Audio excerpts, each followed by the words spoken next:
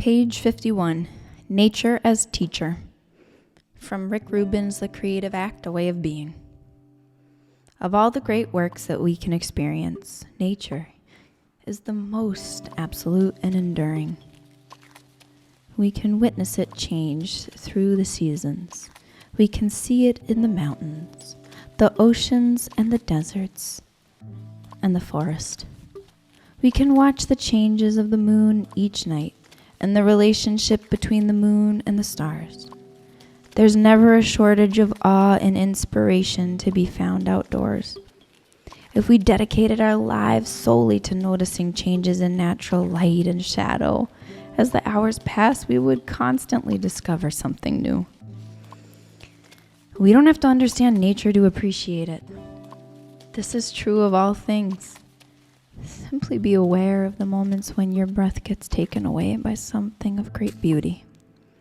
It may be witnessing a single line formation of birds snaking through a half-lit evening sky, or standing awed at the foot of a giant redwood tree that's thousands of years old.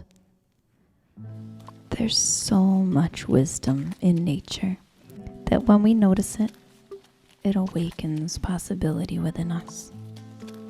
It is through communing with nature that we move closer to our own nature. If you're picking colors based on a Pantone book, you're limited to a certain number of choices.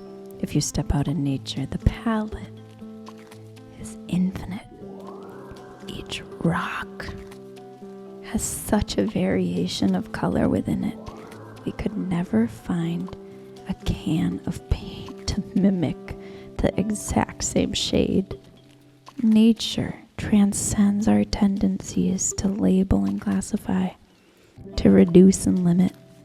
The natural world is unfathomably more rich, interwoven, and complicated than we're taught, and so much more mysterious and beautiful. Deepening our connection to nature will serve our spirit, and what serves our spirit invariably serves our artistic output.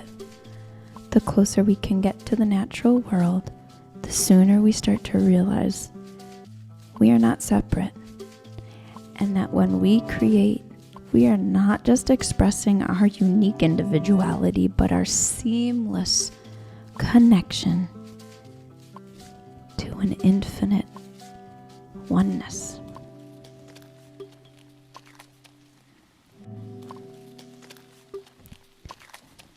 From Rick Rubin's The Creative Act, A Way of Being.